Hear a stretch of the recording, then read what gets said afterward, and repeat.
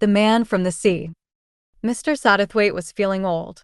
That might not have been surprising since in the estimation of many people he was old. Careless youths said to their partners, "Old Satterthwaite? Oh, he must be 100, or at any rate about 80. And even the kindest of girls said indulgently, "Oh, Satterthwaite. Yes, he's quite old. He must be 60. Which was almost worse, since he was 69. In his own view, however, he was not old. 69 was an interesting age, an age of infinite possibilities, an age when at last the experience of a lifetime was beginning to tell.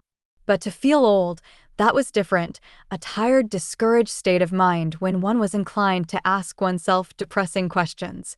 What was he after all? A little dried-up elderly man, with neither chick nor child, with no human belongings, only a valuable art collection which seemed at the moment strangely unsatisfying. No one to care whether he lived or died. At this point in his meditations, Mr. Satterthwaite pulled himself up short. What he was thinking was morbid and unprofitable. He knew well enough, who better, that the chances were that a wife would have hated him, or alternatively that he would have hated her, that children would have been a constant source of worry and anxiety, and that demands upon his time and affection would have worried him considerably. To be safe and comfortable, said Mr. Satterthwaite firmly, that was the thing. The last thought reminded him of a letter he had received that morning. He drew it from his pocket and reread it, savoring its contents pleasurably. To begin with, it was from a duchess, and Mr. Satterthwaite liked hearing from duchesses. It is true that the letter began by demanding a large subscription for charity and, but for that would probably never have been written, but the terms in which it was couched were so agreeable that Mr. Satterthwaite was able to gloss over the first fact. "So you've deserted the Riviera," wrote the Duchess. "What is this island of yours like? Cheap? Cannot put up his prices shamefully this year, and I shan't go to the Riviera again. I might try your island next year if you report favorably, though I should hate 5 days on a boat. Still, anywhere you recommend is sure to be pretty comfortable, too much so. You'll get to be one of those people who do nothing but coddle themselves and think of their comfort. There's only one thing that will save you, Satterthwaite, and that is your inordinate interest in other people's affairs." As Mr. Satterthwaite folded the letter, a vision came up vividly before him of the Duchess. Her meanness, her unexpected and alarming kindness, her caustic tongue, her indomitable spirit. Spirit. Everyone needed spirit.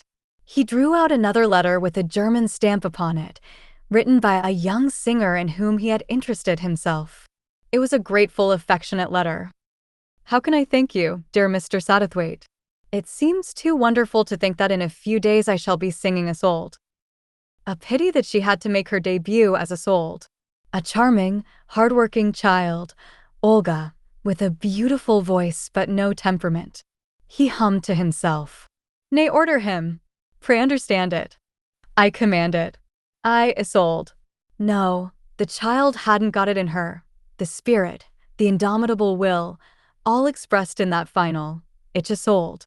Well, at any rate he had done something for somebody. This island depressed him. Why, oh, why had he deserted the Riviera which he knew so well and where he was so well known? Nobody here took any interest in him.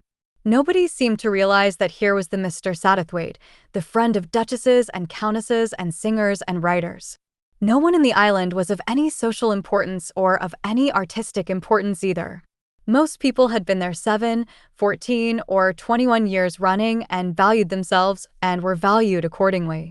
With a deep sigh, Mr. Satterthwaite proceeded down from the hotel to the small straggling harbor below. His way lay between an avenue of bougainvillea, a vivid mass of flaunting scarlet that made him feel older and grayer than ever. "I'm getting old," he murmured. "I'm getting old and tired." He was glad when he had passed the bougainvillea and was walking down the white street with the blue sea at the end of it. A disreputable dog was standing in the middle of the road, yawning and stretching himself in the sun. Having prolonged his stretch to the utmost limits of ecstasy, he sat down and treated himself to a really good scratch. He then rose, shook himself, and looked round for any other good things that life might have to offer. There was a dump of rubbish by the side of the road, and to this he went sniffing in pleasurable anticipation.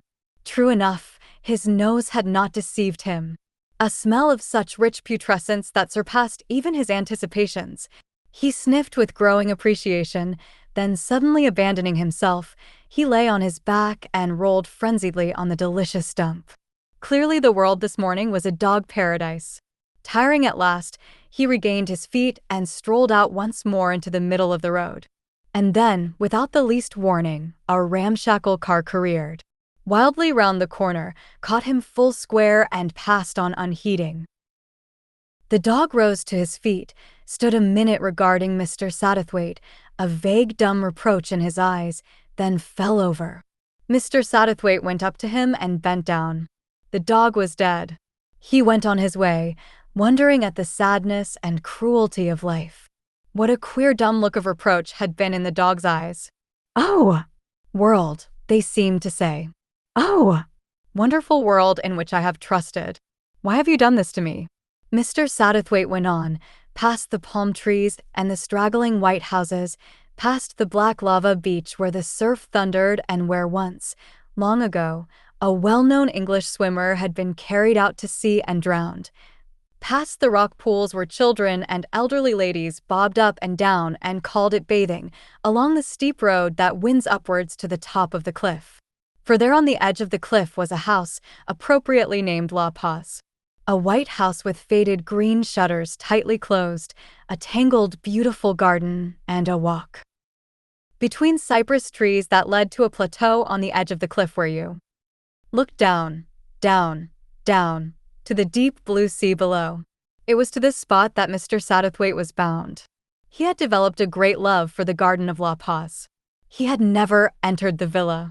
It seemed always to be empty.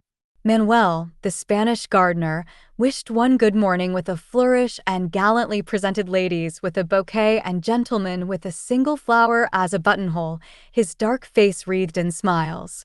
Sometimes Mr. Satterthwaite made up stories in his own mind about the owner of the villa. His favorite was a Spanish dancer, once world-famed for her beauty, who hid herself here so that the world should never know that she was no longer beautiful. He pictured her coming out of the house at dusk and walking through the garden. Sometimes he was tempted to ask Manuel for the truth, but he resisted the temptation. He preferred his fancies. After exchanging a few words with Manuel and graciously accepting an orange rosebud, Mr. Satterthwaite passed on down the cypress walk to the sea. It was rather wonderful sitting there, on the edge of nothing, with that sheer drop below one. It made him think of Tristan and Isolde, of the beginning of the third act with Tristan and Kerwinal, that lonely waiting, and of Isolde rushing up from the sea and Tristan dying in her arms. No, little Olga would never make an Isolde. Isolde of Cornwall, that royal hater and royal lover, he shivered. He felt old, chilly, alone. What had he had out of life? Nothing, nothing. Not as much as that dog in the street. It was an unexpected sound that roused him from his reverie. Footsteps, coming along the cypress walk, were inaudible, the first he knew of somebody's presence was the English monosyllable "damn." He looked round to find a young man staring at him in obvious surprise and disappointment. Mr. Satterthwaite recognized him at once as an arrival of the day before who had more or less intrigued him. Mr. Satterthwaite called him a young man, because in comparison to most of the diehards in the hotel he was a young man, but he would certainly never see 40 again, and was probably drawing appreciably near to his half-century. Yet in spite of that, the term young man fitted him. Mr. Satterthwaite was usually right about such things. There was an impression of immaturity about him. As there is a touch of puppyhood about many a full-grown dog, so it was with the stranger. Mr. Satterthwaite thought, this chap has really never grown up.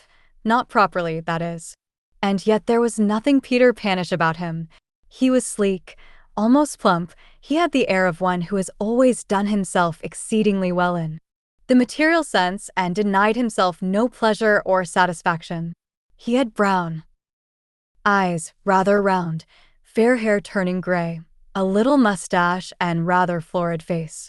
The thing that puzzled Mr. Satterthwaite was what had brought him to the island. He could imagine him shooting things, hunting things, playing polo or golf or tennis, making love to pretty women. But in the island there was nothing to hunt or shoot, no games except golf croquet, and the nearest approach to a pretty woman was represented by elderly Miss Baba Kindersley.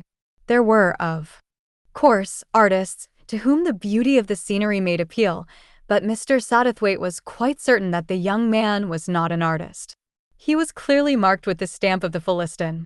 While he was resolving these things in his mind, the other spoke, realizing somewhat belatedly that his single ejaculation so far might be open to criticism.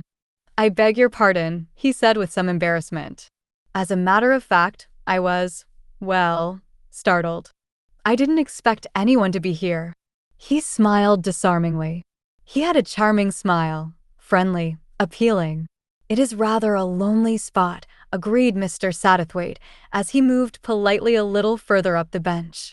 The other accepted the mute invitation and sat down. "I don't know about lonely," he said. "There always seems to be someone here." There was a tinge of latent resentment in his voice. Mr. Satterthwaite wondered why. He read the other as a friendly soul. Why this insistence on solitude? A rendezvous, perhaps? No, not that. He looked again with carefully veiled scrutiny at his companion. Where had he seen that particular expression before quite lately? That look of dumb, bewildered resentment. "You've been up here before then?" said Mr. Satterthwaite, more for the sake of saying something than for anything else. "I was up here last night, after dinner." "Really? I thought the gates were always locked." There was a moment's pause and then, almost sullenly, the young man said, "I climbed over the wall." Mr. Satterthwaite looked at him with real attention now. He had a sleuth-like habit of mind, and he was aware that his companion had only arrived on the preceding afternoon. He had had little time to discover the beauty of the villa by daylight, and he had so far spoken to nobody. Yet after dark he had made straight for La Paz. Why? Almost involuntarily Mr. Satterthwaite turned his head to look at the green-shuttered villa, but it was as ever serenely lifeless, close-shuttered. No, the solution of the mystery was not there. "And you actually found someone here then?" The other nodded. "Yes, must have been from the other hotel. He had on fancy dress." "Fancy dress?" "Yes, a kind of Harley Quin rig." "What?" The query fairly burst from Mr. Satterthwaite's lips. His companion turned to stare at him in surprise. "They often do have fancy dress shows at the hotels, I suppose?" "Oh!" "Quite," said Mr. Satterthwaite. Quite. He paused breathlessly, then added, "You must excuse my excitement. Do you happen to know anything about catalysis?" The young man stared at him. "Never heard of it. What is it?" Mr. Satterthwaite quoted gravely, "A chemical reaction depending for its success on the presence of a certain substance which itself remains unchanged." "Oh," said the young man uncertainly. "I have a certain friend. His name is Mr. Quin, and he can best be described in the terms of catalysis. His presence is a sign that things are going to happen, because when he is there strange revelations come to light, discoveries are made. And yet, he himself takes no part in the proceedings. I have a feeling that it was my friend you met here last night. He's a very sudden sort of chap then. He gave me quite a shock. 1 minute he wasn't there, and the next minute he was. Almost as though he came up out of the sea." Mr. Satterthwaite looked along the little plateau and down the sheer drop below. "That's nonsense, of course," said the other. "But it's the feeling he gave me. Of course, really, there isn't the foothold for a fly." He looked over the edge. A straight clear drop. If you went over, well, that would be the end right enough. "An ideal spot for a murder, in fact," said Mr. Satterthwaite pleasantly. The other stared at him, almost as though for the moment he did not follow. Then he said vaguely, "Oh, yes, of course." He sat there, making little dabs at the ground with his stick and frowning. Suddenly Mr. Satterthwaite got the resemblance he had been seeking. That dumb, bewildered questioning. So had the dog looked who was run over? His eyes and this young man's eyes asked the same pathetic question with the same reproach. "Oh, world that I have trusted, what have you done to me?" He saw other points of resemblance between the two, the same pleasure. Loving easygoing existence, the same joyous abandon to the delights of life, the same absence of intellectual questioning. Enough for both to live in the moment. The world was a good place, a place of carnal delights. Sun, sea, sky, a discreet garbage heap. And then, what? A car had hit the dog. What had hit the man? The subject of these cogitations broke in at this point, speaking, however, more to himself than to Mr. Satterthwaite. One wonders, he said, what it's all for. Familiar words, words that usually brought a smile to Mr. Satterthwaite's lips, with their unconscious betrayal of the innate egoism of humanity which insists on regarding every manifestation of life as directly designed for its delight or its torment. He did not answer, and presently the stranger said with a slight, rather apologetic laugh, I've heard it said that every man should build a house, plant a tree, and have a son. He paused and then added, I believe I planted an acorn once. Mr. Satterthwaite stirred slightly. His curiosity was aroused, that ever-present interest in the affairs of other people of which the Duchess had accused him was roused. It was not difficult. Mr. Satterthwaite had a very feminine side to his nature. He was as good a listener as any woman, and he knew the right moment to put in a prompting word. Presently he was hearing the whole story. Anthony Cosden, that was the stranger's name, and his life had been much as Mr. Satterthwaite had imagined it. He was a bad hand at telling a story, but his listeners supplied the gaps easily enough. A very ordinary life, an average income, a little soldiering, a good deal of sport whenever sport offered, plenty of friends, plenty of pleasant things to do, a sufficiency of women. The kind of life that practically inhibits thought of any description and substitutes sensation. To speak frankly, an animal's life. But there are worse things than that, thought Mr. Satterthwaite from the depths of his experience. Oh! Many worse things than that. This world had seemed a very good place to Anthony Cosden. He had grumbled because everyone always grumbled, but it had never been a serious grumble. And then, this. He came to it at last, rather vaguely and incoherently. Hadn't felt quite the thing, nothing much. Saw his doctor, and the doctor had persuaded him to go to a Harley Street man. And then, the incredible truth. They'd tried to hedge about it, spoke of great care, a quiet life, but they hadn't been able to disguise that that was all eyewash, letting him down lightly. It boiled down to this: 6 months. That's what they gave him. 6 months. He turned those bewildered brown eyes on Mr. Satterthwaite. It was, of course, rather a shock to a fellow. One didn't somehow know what to do. Mr. Satterthwaite nodded gravely and understandingly. It was a bit difficult to take in all at once. Anthony Cosden went on. How to put in the time. Rather a rotten business waiting about to get pipped. He didn't feel really ill, not yet. Though that might come later, so the specialist had said. In fact, it was bound to. It seemed such nonsense to be going to die when one didn't in the least want to. The best thing, he had thought, would be to carry on as usual. But somehow that hadn't worked. Here Mr. Satterthwaite interrupted him. Wasn't there, he hinted delicately, any woman? But apparently there wasn't. There were women, of course, but not that kind. His crowd was a very cheery crowd. They didn't, so he implied, like corpses. He didn't wish to make a kind of walking funeral of himself. It would have been embarrassing for everybody. So he had come abroad. You came to see these islands? But why? Mr. Satterthwaite was hunting for something intangible but delicate that eluded him and yet which he was sure was there. You've been here before, perhaps? Yes, he admitted it almost unwillingly. Years ago when I was a youngster. And suddenly, almost unconsciously so it seemed, he shot a quick glance backward over his shoulder in the direction of the villa. I remembered this place, he said, nodding at the sea. One step to eternity. And that is why you came up here last night, finished Mr. Satterthwaite calmly. Anthony Cosden shot him a dismayed glance. Oh! I say, really, he protested. Last night you found someone here. This afternoon you have found me. Your life has been saved. Twice. You may put it that way if you like, but damn it all, it's my life. I've a right to do what I like with it. That is a cliché, said Mr. Satterthwaite wearily. Of course I see your point, said Anthony Cosden generously. Naturally, you've got to say what you can. I'd try to dissuade a fellow myself, even though I knew deep down that he was right. And you know that I'm right.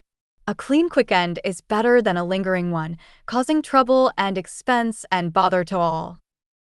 In any case, it's not as though I had anyone in the world belonging to me. If you had, said Mr. Satterthwaite sharply. Cosden drew a deep breath. I don't know. Even then, I think, this way would be best. But anyway, I haven't. He stopped abruptly. Mr. Satterthwaite eyed him curiously. Incurably. Romantic, he suggested again that there was, somewhere, some woman. But Cosden negatived it.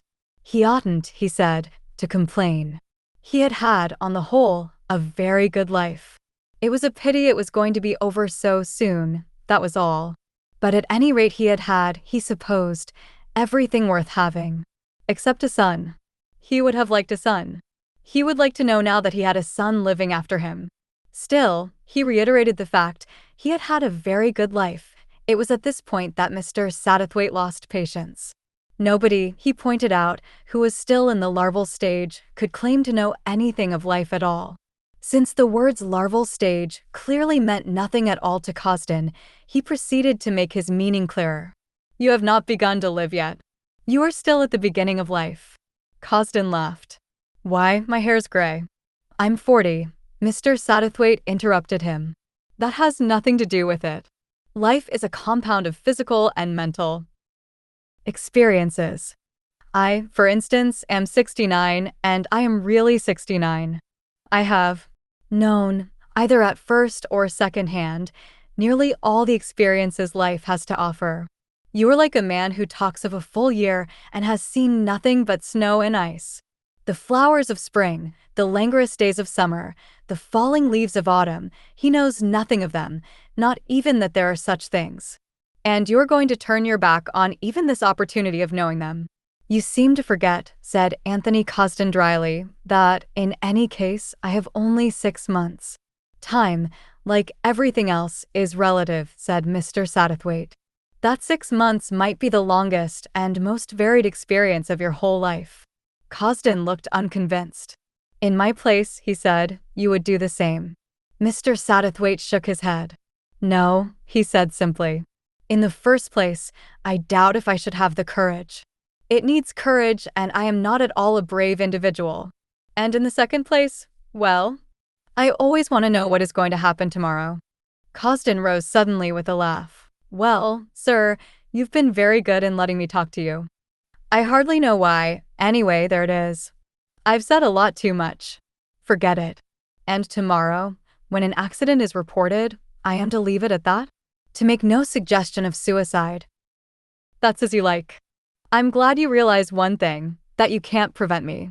My dear young man, said Mr. Satterthwaite placidly, I can hardly attach myself to you like the proverbial limpet.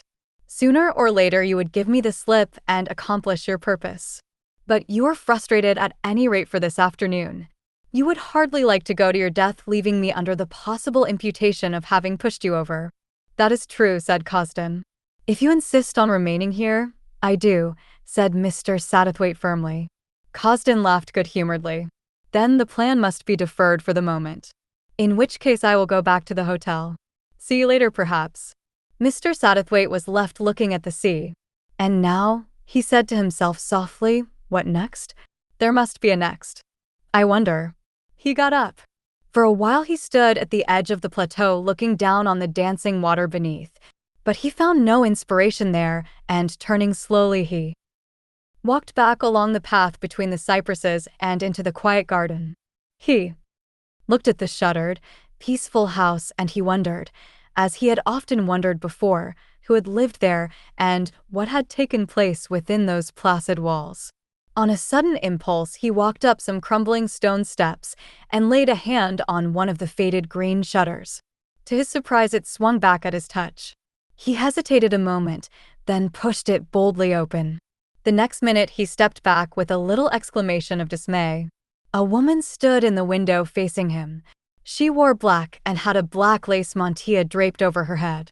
Mr. Satterthwaite floundered wildly in Italian interspersed with German, the nearest he could get in the hurry of the moment to Spanish. He was desolated and ashamed, he explained haltingly. The Signora must forgive. He thereupon retreated hastily, the woman not having spoken one word. He was halfway across the courtyard when she spoke, 2 sharp words like a pistol crack. Come back. It was a barked-out command such as might have been addressed to a dog, yet so absolute was the authority it conveyed that Mr. Satterthwaite had swung round hurriedly and trotted back to the window almost automatically before it occurred to him to feel any resentment. He obeyed like a dog. The woman was still standing motionless at the window. She looked him up and down appraising him with perfect calmness. You're English, she said. I thought so. Mr. Satterthwaite started off on a second apology. If I had known you were English, he said, I could have expressed myself better just now. I offer my most sincere apologies for my rudeness in trying the shutter. I am afraid I can plead no excuse save curiosity. I had a great wish to see what the inside of this charming house was like. She laughed suddenly, a deep, rich laugh. If you really want to see it, she said, you had better come in. She stood aside, and Mr. Satterthwaite, feeling pleasurably excited, stepped into the room. It was dark, since the shutters of the other windows were closed, but he could see that it was scantily and rather shabbily furnished, and that the dust lay thick everywhere. Not here, she said. I do not use this room. She led the way and he followed her, out of the room across a passage and into a room the other side. Here the windows gave on the sea and the sun streamed in. The furniture, like that of the other room, was poor in quality, but there were some worn rugs that had been good in their time, a large screen of Spanish leather and bowls of fresh flowers. You will have tea with me, said Mr. Satterthwaite's hostess. She added reassuringly, it is perfectly good tea and will be made with boiling water. She went out of the door and called out something in Spanish. Then she returned and sat down on a sofa opposite her guest. For the first time, Mr. Satterthwaite was able to study her appearance. The first effect she had upon him was to make him feel even more gray and shriveled and elderly than usual by contrast with her own forceful personality. She was a tall woman, very sunburnt, dark and handsome though no longer young. When she was in the room, the sun seemed to be shining twice as brightly as when she was out of it, and presently a curious feeling of warmth and aliveness began to steal over Mr. Satterthwaite. It was as though he stretched out thin, shriveled hands to a reassuring flame. He thought, she's so much vitality herself that she's got a lot left over for other people. He recalled the command in her voice when she had stopped him and wished that his protégée, Olga, could be imbued with a little of that force. He thought, what an Isolde she'd make. And yet, she probably hasn't got the ghost of a singing voice. Life is badly arranged. He was, all the same, a little afraid of her. He did not like domineering women. She had clearly been considering him as she sat with her chin in her hands, making no pretense about it. At last she nodded as though she had made up her mind. I am glad you came, she said at last. I needed someone very badly to talk to this afternoon. And you're used to that, aren't you? I don't quite understand. I meant people tell you things. You knew what I meant. Why pretend? Well, perhaps, she swept on, regardless of anything he had been going to say. One could say anything to you. That is because you are half a woman. You know what we feel, what we think, the queer things we do. Her voice died away. Tea was brought by a large, smiling Spanish girl. It was good tea, China. Mr. Satterthwaite sipped it appreciatively. You live here? He inquired conversationally. Yes, but not altogether. The house is usually shut up, is it not? At least so I have been told. I am here a good deal, more than anyone knows. I only use these rooms. You have had the house long? It has belonged to me for 22 years, and I lived here for a year before that. Mr. Satterthwaite said rather inanely, or so he felt, that is a very long time. The year? Or the 22 years? His interest stirred. Mr. Satterthwaite said gravely, that depends. She nodded. Yes, it depends. They are 2 separate periods. They have nothing to do with each other. Which is long? Which is short? Even now I cannot say. She was silent for a minute, brooding. Then she said with a little smile, "It is such a long time since I have talked with anyone, such a long time." I do not apologize. You came to my shutter. You wished to look through my window. And that is what you are always doing, is it not? Pushing aside the shutter and looking through the window into the truth of people's lives. If they will let you. And often if they will not let you. It would be difficult to hide anything from you. You would guess, and guess right. Mr. Satterthwaite had an odd impulse to be perfectly sincere. "I am 69, he said. "Everything I know of life I know at second hand. Sometimes that is very bitter to me. And yet, because of it, I know a good deal." She nodded thoughtfully. "I know. Life is very strange. I cannot imagine what it must be like to be that, always a looker-on." Her tone was wondering. Mr. Satterthwaite smiled. "No, you would not know. Your place is in the center of the stage. You will always be the prima donna." What a curious thing to say. But I am right. Things have happened to you, will always happen to you. Sometimes I think there have been tragic things. Is that so? Her eyes narrowed. She looked across at him. "If you're here long, somebody will tell you of the English swimmer who was drowned at the foot of this cliff. They will tell you how young and strong he was, how handsome, and they will tell you that his young wife looked down from the top of the cliff and saw him drowning. Yes, I have already heard that story. That man was my husband. This was his villa. He brought me out here with him when I was 18, and a year later he died, driven by the surf on the black rocks, cut and bruised and mutilated, battered to death." Mr. Satterthwaite gave a shocked exclamation. She leant forward, her burning eyes focused on his face. "You spoke of tragedy. Can you imagine a greater tragedy than that? For a young wife, only a year married, to stand helpless while the man she loved fought for his life, and lost it, horribly." "Terrible," said Mr. Satterthwaite. He spoke with real emotion. "Terrible. I agree with you. Nothing in life could be so dreadful." Suddenly she laughed. Her head went back. "You are wrong," she said. "There is something more terrible. And that is for a young wife to stand there and hope and long for her husband to drown." "But good God," cried Mr. Satterthwaite, "you don't mean—" "Yes, I do. That's what it was really. I knelt down on the cliff and prayed. The Spanish servants thought I was praying for his life to be saved. I wasn't. I was praying that I might wish him to be spared. I was saying one thing over and over again: God, help me not to wish him dead. God, help me not to wish him dead." But it wasn't any good. All the time I hoped, and my hope came true. She was silent for a minute or two, and then she said very gently in quite a different voice, "That is a terrible thing, isn't it? It's the sort of thing one can't forget. I was terribly happy when I knew he was really dead and couldn't come back to torture me anymore." "My child," said Mr. Satterthwaite, shocked. "I know. I was too young to have that happen to me. Those things should happen to one when one is older, when one is more prepared for beastliness. Nobody knew, you know, what he was really like. I thought he was wonderful when I first met him and was so happy and proud when he asked me to marry him. But things went wrong almost at once. He was angry with me. Nothing I could do pleased him, and yet I tried so hard. And then he began to like hurting me. And above all, to terrify me. That's what he enjoyed most. He thought out all sorts of things, dreadful things. I won't tell you. I suppose, really, he must have been a little mad. I was alone here in his power, and cruelty began to be his hobby." Her eyes widened and darkened. "The worst was my baby.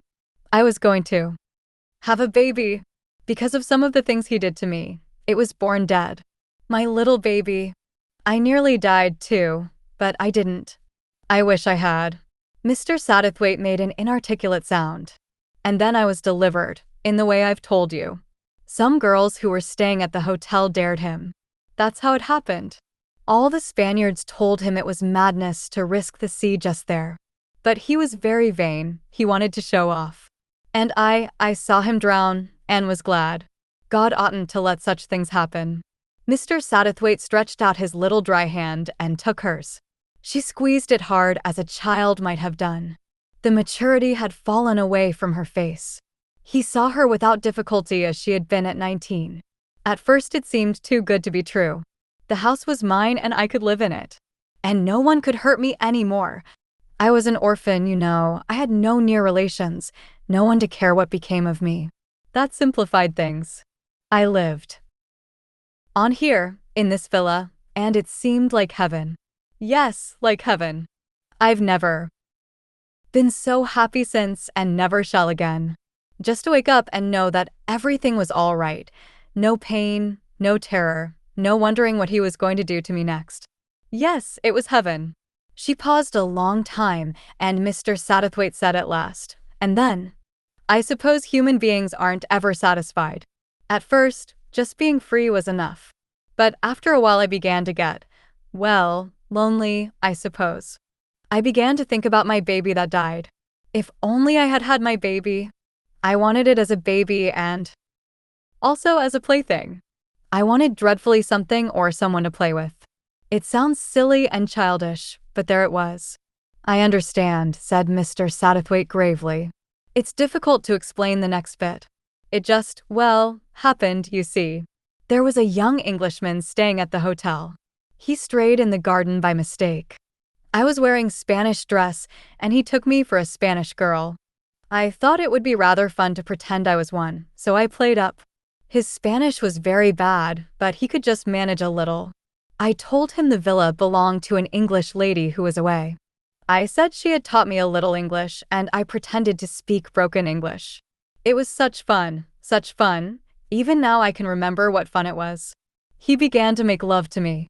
We agreed to pretend that the villa was our home, that we were just married and coming to live there. I suggested that we should try one of the shutters, the one you tried this evening. It was open and inside the room was dusty and uncared for. We crept in. It was exciting and wonderful. We pretended it was our own house. She broke off suddenly, looked appealingly at Mr. Satterthwaite. It all seemed lovely, like a fairy tale. And the lovely thing about it, to me, was that it wasn't true. It wasn't real. Mr. Satterthwaite nodded. He saw her, perhaps more clearly than she saw herself, that frightened, lonely child entranced with her make-believe that was so safe because it wasn't real. He was, I suppose, a very ordinary young man. Out for adventure, but quite sweet about it. We went on pretending. She stopped, looked at Mr. Satterthwaite, and said again, You understand? We went on pretending. She went on again in a minute. He came up again the next morning to the villa. I saw him from my bedroom through the shutter. Of course he didn't dream I was inside. He still thought I was a little Spanish peasant girl. He stood there looking about him. He'd asked me to meet him. I'd said I would, but I never meant to. He just stood there looking worried. I think he was worried about me. It was nice of him to be worried about me. He was nice. She paused again. The next day he left. I've never seen him again. My baby was born 9 months later. I was wonderfully happy all the time. To be able to have a baby so peacefully, with no one to hurt you or make you miserable. I wished I'd remembered to ask my English boy his Christian name. I would have called the baby after him. It seemed unkind not to. It seemed rather unfair. He'd given me the thing I wanted most in the world, and he would never even know about it. But of course I told myself that he wouldn't look at it that way, that to know would probably only worry and annoy him. I had been just a passing amusement for him, that was all. And the baby? Asked Mr. Satterthwaite. He was splendid. I called him John. Splendid. I wish you could see him now. He's 20. He's going to be a mining engineer. He's been the best and dearest son in the world to me. I told him his father had died before he was born.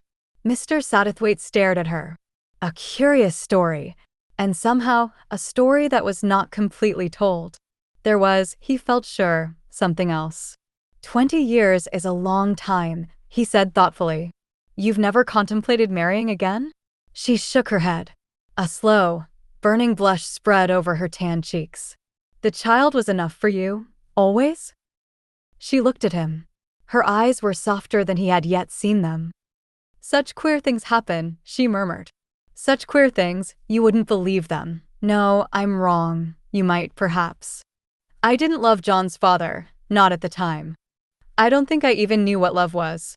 I assumed, as a matter of course, that the child would be like me. But he wasn't. He mightn't have been my child at all. He was like his father. He was like no one but his father. I learned to know that man, through his child. Through the child, I learned to love him. I love him now. I always shall love him. You may say that it's imagination, that I've built up an ideal, but it isn't so. I love the man, the real human man. I'd know him if I saw him tomorrow, even though it's over 20 years since we met. Loving him has made me into a woman. I love him as a woman loves a man. For 20 years I've lived loving him. I shall die loving him." She stopped abruptly, then challenged her listener. "Do you think I'm mad to say these strange things?" "Oh, my dear," said Mr. Satterthwaite. He took her hand again. "You do understand?" "I think I do. But there's something more, isn't there? Something that you haven't yet told me." Her brow clouded over. "Yes, there's something. It was clever of you to guess. I knew at once you weren't the sort one can hide things from. But I don't want to tell you, and the reason I don't want to tell you is because it's best for you not to know." He looked at her. Her eyes met his bravely and defiantly. He said to himself, "This is the test. All the clues are in my hand. I ought to be able to know. If I reason rightly, I shall know." There was a pause, then he said slowly, "Something's gone wrong." He saw her eyelids give the faintest quiver and knew himself to be on the right track. Something's gone wrong, suddenly, after all these years. He felt himself groping, in the dark recesses of her mind where she was trying to hide her secret from him. "The boy, it's got to do with him. You wouldn't mind about anything else." He heard the very faint gasp she gave and knew he had probed correctly. A cruel business, but necessary. It was her will against his. She had got a dominant, ruthless will, but he too had a will hidden beneath his meek manners. And he had behind him the heaven-sent assurance of a man who is doing his proper job. He felt a passing contemptuous pity for men whose business it was to track down such crudities as crime. This detective business of the mind, this assembling of clues, this delving for the truth, this wild joy as one drew nearer to the goal, her very passion to keep the truth from him helped her. He felt her stiffen defiantly as he drew nearer and nearer. "It is better for me not to know, you say. Better for me? But you are not a very considerate woman. You would not shrink from putting a stranger to a little temporary inconvenience. It is more than that, then? If you tell me you make me an accomplice before the fact. That sounds like crime. Fantastic. I could not associate crime with you. Or only one sort of crime. A crime against yourself." Her lids drooped in spite of herself, veiled her eyes. He leaned forward and caught her wrist. "It is that, then. You are thinking of taking your life." She gave a low cry. "How did you know? How did you know? But why? You are not tired of life. I never saw a woman less tired of it, more radiantly alive." She got up, went to the window, pushing back a strand of her dark hair as she did so. "Since you have guessed so much, I might as well tell you the truth. I should not have let you in this evening. I might have known that you would see too much. You are that kind of man. You were right about the cause. It's the boy. He knows nothing. But last time he was home, he spoke tragically of a friend of his, and I discovered something. If he finds out that he is illegitimate, it will break his heart. He is proud, horribly proud. There is a girl." "Oh!" "I won't go into details. But he's coming very soon, and he wants to know all about his father. He wants details. The girl's parents naturally want to know. When he discovers the truth, he will break with her, exile himself, ruin his life." "Oh!" "I know the things you would say. He is young, foolish, wrong-headed to take it like that. All true, perhaps. But does it matter what people ought to be? They are what they are. It will break his heart. But if, before he comes, there has been an accident, everything will be swallowed up in grief for me. He will look through my papers, find nothing, and be annoyed that I told him so little. But he will not suspect the truth. It is the best way. One must pay for happiness, and I have had so much, oh, so much happiness. And in reality the price will be easy too. A little courage, to take the leap, perhaps a moment or so of anguish. But, my dear child, don't argue with me. She flared round on him. I won't listen to conventional arguments. My life is my own. Up to now it has been needed, for John. But he needs it no longer. He wants a mate, a companion. He will turn to her all the more willingly because I am no longer there. My life is useless, but my death will be of use. And I have the right to do what I like with my own life. Are you sure? The sternness of his tone surprised her. She stammered slightly. If it is no good to anyone, and I am the best judge of that, he interrupted her again. Not necessarily. What do you mean? Listen, I will put a case to you. A man comes to a certain place, to commit suicide, shall we say? But by chance he finds another man there, so he fails in his purpose and goes away, to live.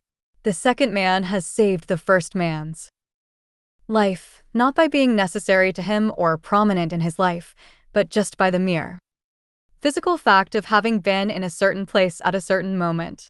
You take your life today and perhaps some 5, 6, 7 years hence, someone will go to death or disaster simply for lack of your presence in a given spot or place. It may be a runaway horse coming down a street that swerved aside at sight of you and so fails to trample a child that is playing in the gutter. That child may live to grow up and be a great musician or discover a cure for cancer. Or it may be less melodramatic than that. He may just grow up to ordinary, everyday happiness.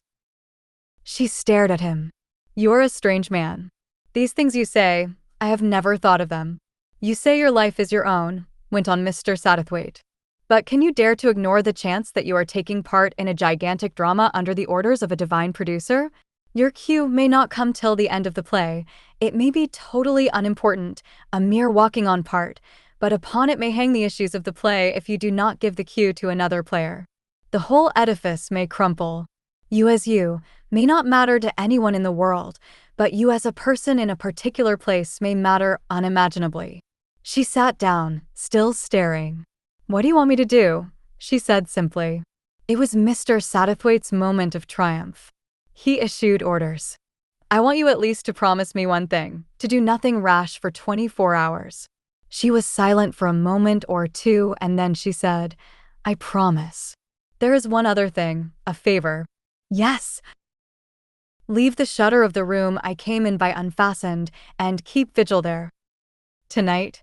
She looked at him curiously, but nodded assent. And now, said Mr. Satterthwaite, slightly conscious of anticlimax, I really must be going. God bless you, my dear. He made a rather embarrassed exit. The stalwart Spanish girl met him in the passage and opened a side door for him, staring curiously at him the while. It was just growing dark as he reached the hotel. There was a solitary figure sitting on the terrace. Mr. Satterthwaite made straight for it. He was excited and his heart was beating quite fast. He felt that tremendous issues lay in his hands. One false move, but he tried to conceal his agitation and to speak naturally and casually to Anthony Cosden. A warm evening, he observed. I quite lost count of time sitting up there on the cliff. Have you been up there all this time? Mr. Satterthwaite nodded. The swing door into the hotel opened to let someone through, and a beam of light fell suddenly on the other's face, illuminating its look of dull suffering, of uncomprehending dumb endurance. Mr. Satterthwaite thought to himself, it's worse for him than it would be for me. Imagination, conjecture, speculation, they can do a lot for you. You can, as it were, ring the changes upon pain. The uncomprehending blind suffering of an animal, that's terrible. Cosden spoke suddenly in a harsh voice. I'm going for a stroll after dinner. You understand? The third time's lucky. For God's sake, don't interfere. I know your interference will be well-meaning and all that, but take it from me, it's useless. Mr. Satterthwaite drew himself up. I never interfere, he said, thereby giving the lie to the whole purpose and object of his existence. I know what you think. went on Cosden, but he was interrupted. "You must excuse me, but there I beg to differ from you," said Mr. Satterthwaite. "Nobody knows what another person is thinking. They may imagine they do, but they're nearly always wrong." "Well, perhaps that's so." Cosden was doubtful, slightly taken aback. "Thought is yours only," said his companion. "Nobody can alter or influence. The use you mean to make of it. Let us talk of a less painful subject. That old villa, for instance. It has a curious charm, withdrawn, sheltered from the world, shielding heaven knows what mystery. It tempted me to do a doubtful action. I tried one of the shutters." "You did?" Cosden turned his head sharply. "But it was fastened, of course?" "No," said Mr. Satterthwaite. "It was open." He added gently, "The third shutter from the end." "Why," Cosden burst out, "that was the one—" He broke off suddenly, but Mr. Satterthwaite had seen the light that had sprung up in his eyes. He rose, satisfied. Some slight tinge of anxiety still remained with him. Using his favorite metaphor of a drama, he hoped that he had spoken his few lines correctly, for they were very important lines. But thinking it over, his artistic judgment was satisfied. On his way up to the cliff, Cosden would try that shutter. It was not in human nature to resist. Memory of 20-odd years ago had brought him to the spot, the same memory. Would take him to the shutter. And afterwards? "I shall know in the morning," said Mr. Satterthwaite, and proceeded to change methodically for his evening meal. It was somewhere round 10 o'clock that Mr. Satterthwaite set foot once more in the garden of La Paz. Manuel bade him a smiling "good morning" and handed him a single rosebud which Mr. Satterthwaite put carefully into his buttonhole. Then he went on to the house. He stood there for some minutes looking up at the peaceful white walls, the trailing orange creeper, and the faded green shutters. So silent, so peaceful. Had the whole thing been a dream? But at that moment one of the windows opened, and the lady who occupied Mr. Satterthwaite's thoughts came out. She came straight to him with a buoyant swaying walk, like someone carried on a great wave of exultation. Her eyes were shining, her color high. She looked like a figure of joy on a frieze. There was no hesitation about her, no doubts or tremors. Straight to Mr. Satterthwaite she came, put her hands on his shoulders and kissed him, not once but many times. Large, dark, red roses, very velvety. That is how he thought of it afterwards. Sunshine, summer, birds singing. That was the atmosphere into which he felt himself caught up. Warmth, joy, and tremendous vigor. "I'm so happy," she said. "You darling. How did you know? How could you know? You're like the good magician in the fairy tales." She paused, a sort of breathlessness of happiness upon her. "We're going over today, to the consul, to get married. When John comes, his father will be there. We'll tell him there was some misunderstanding in the past." "Oh!" "He won't ask questions." "Oh!" "I'm so happy, so happy, so happy." Happiness did indeed surge from her like a tide. It lapped round Mr. Satterthwaite in a warm, exhilarating flood. "It's so wonderful to Anthony to find he has a son. I never dreamt he'd mind or care." She looked confidently into Mr. Satterthwaite's eyes. "Isn't it strange how things come right and end all beautifully?" He had his clearest vision of her yet. A child, still a child, with her love of make-believe, her fairy tales that ended beautifully with two people living happily ever afterwards. He said gently, "If you bring this man of yours happiness in these last months, you will indeed have done a very beautiful thing." Her eyes opened wide, surprised. "Oh," she said, "you don't think I'd let him die, do you? After all these years, when he's come to me. I've known lots of people whom doctors have given up and who are alive today. Die? Of course he's not going to die." He looked at her, her strength, her beauty, her vitality, her indomitable courage and will. He, too, had known doctors to be mistaken. The personal factor, you never knew how much and how little it counted. She said again, with scorn and amusement in her voice, "You don't think I'd let him die, do you?" "No," said Mr. Satterthwaite at last very gently. "Somehow, my dear, I don't think you will." Then at last he walked down the cypress path to the bench overlooking the sea and found there the person he was expecting to see. Mr. Quin rose and greeted him, the same as ever, dark, saturnine, smiling and sad. "You expected me?" he asked. And Mr. Satterthwaite answered, "Yes, I expected you." They sat together on the bench. "I have an idea that you have been playing Providence once more, to judge by your expression," said Mr. Quin presently. Mr. Satterthwaite looked at him reproachfully. "As if you didn't know all about it." "You always accuse me of omniscience," said Mr. Quin, smiling. "If you know nothing, why were you here the night before last? Waiting?" countered Mr. Satterthwaite. "Oh, that. Yes, that. I had a commission to perform." "For whom?" "You have sometimes fancifully named me an advocate for the dead." "The dead," said Mr. Satterthwaite, a little puzzled. "I don't understand." Mr. Quin pointed a long, lean finger down at the blue depths below. "A man was drowned down there 22 years ago." "I know, but I don't see, supposing that, after all, that man loved his young wife. Love can make devils of men as well as angels. She had a girlish adoration for him, but he could never touch the womanhood in her, and that drove him mad. He tortured her because he loved her." "Such things happen. You know that as well as I do." "Yes," admitted Mr. Satterthwaite, "I have seen such things, but rarely, very rarely. And you have also seen, more commonly, that there is such a thing as remorse, the desire to make amends, at all costs to make amends." "Yes, but death came too soon." "Death?" There was contempt in Mr. Quin's voice. "You believe in a life after death, do you not?